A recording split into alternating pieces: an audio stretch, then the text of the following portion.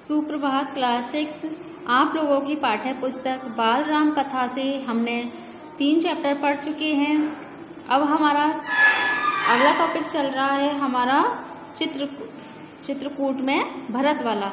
तो हम आगे चलते के पढ़ते हैं। हमने इसमें आप लोगों को अच्छे से समझा दिया था। 2 पैराग्राफ मैंने आपको अच्छे से पढ़ा भी दिए थे कि उसमें जब भरत आते हैं अयोध्या में, तो अयोध्या में उनको क्या पता चलता है उसके बारे में उन्होंने जाना। रानी कैकेयी से उन्होंने सारे संवाद सुने और राजा दशरथ का देवासन के बारे में भी उन्होंने सुना। तो उनको सुनकर जो भरत की मनोदशा होती है, अब हम उसके बारे में यहाँ पर विस्तृत रूप से अध्ययन करेंगे। ठीक है बच्चों, तो आइए हम लोग स्टार्ट करते हैं। अच्छे से आप लोग इसको पढ़िएगा। जब वो भरत वहां जाते हैं तो वो कहते हैं मैं भी राम के पास जाऊंगा, उन्हें मना कर लाऊंगा, प्रार्थना करूंगा कि वे गद्दी संभालें, मैं दास बनकर रहूंगा।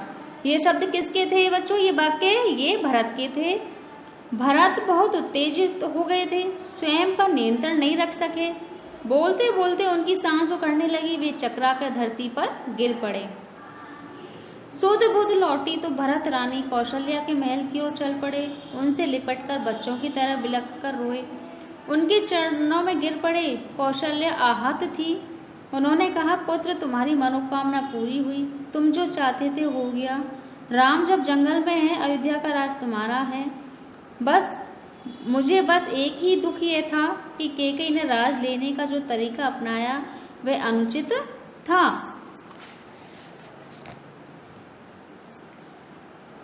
वह अनुचित था, निर्मम था। यानी निर्मम का अर्थ है यानी कि दुख देने वाला था, बहुत था। तुम राज करो पुत्र पर, मुझ पर एक दया करो, मुझे मेरे राम के पास भिजवा दो। भरत ने रानी कौशल्या से क्षमा मांगी, सफाई दी।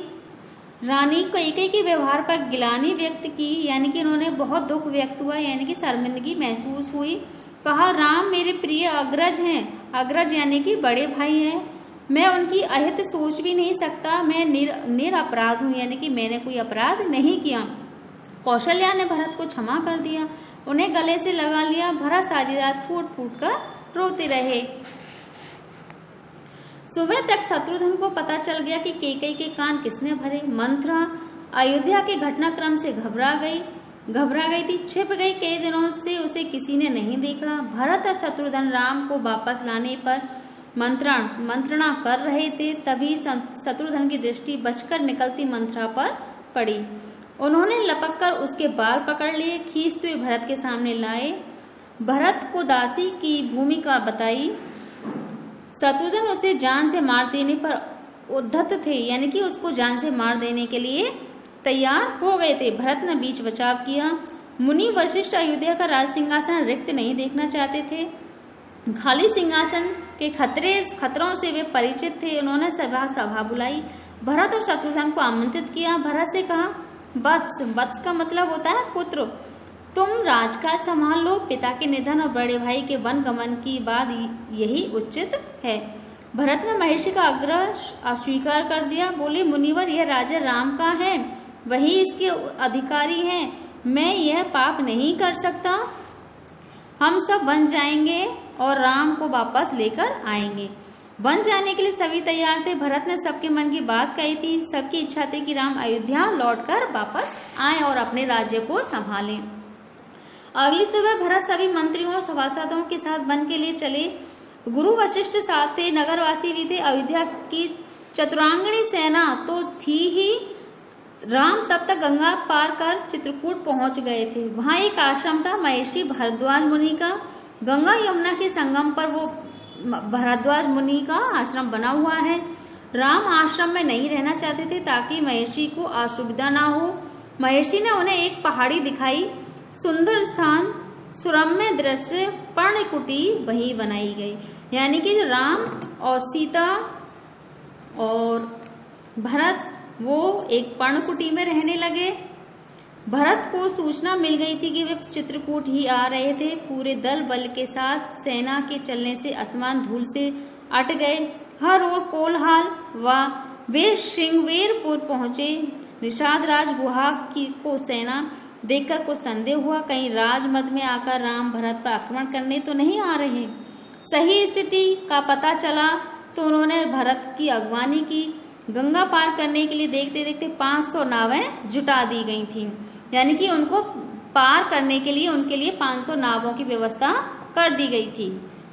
उन्होंने भरत को राम का समाचार दिया, वह मार्ग दिखाया जिधर से राम गए, वह पहाड़ी दिखाई जहाँ राम ने पर्णकुटी बनाई।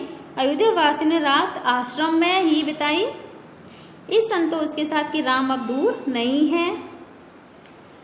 आगे जंगल घना था, सेना चली तो वन में खलबली मच गई, जानवर इधर उधर भागने लगे, पक्षियों ने अपना बसेरा छोड़ दिया, छोटी वनस्पतियां सेना के पांव तले कुचल गईं, बड़े वृक्ष थरथरा उठे। राम और सीता पर्णकुटी में थे, लक्ष्मण पहरा दे रहे थे। कोलाहल उन्होंने भी सुना। वे एक ऊंचे पेड़ पर चढ़ गए देखने के लिए कि मामला क्या है। लक्ष्मण ने देखा कि विराट सेना चली आ रही है। सेना का ध्वज जाना पहचाना था, अयोध्या की सेना थी। वे उत्तर की ओर से आगे बढ़ रहे थे। लक्ष्मण ने पेड़ से ही चीख कर कहा, भैया भरत सेना के साथ इधर आ रहे हैं, लगता है वे हमें मार डालना चाहते हैं ताकि एक छत्र राज कर सके। रामकुटी से बाहर आए, उन्होंने लक्ष्मण को समझाया, भरत हम पर हमला नहीं करेगा, कभी नहीं, वह हम लोगों से भेंट करने आ रहा होगा। राम ने कहा, भेंट के लिए सेना के साथ आने का क्या औचित्य? दो भाइयों के मिलन में सेना का क्या काम? लक्ष्मण आश्वस्त नहीं थे, वे सेना पर आक्रमण करना चाहते थे। राम ने उन्हें रोक दिया था। ठीक है बच्चों, आज के लिए इतना ही। आप लोग इसको पढ़ोगे, अच्छे से समझोगे। यदि किसी को कोई परेशानी हो तो वो हमें बता सकते हैं। ठीक है बच्चों, सुप्रभात, धन्यवाद बच्चों।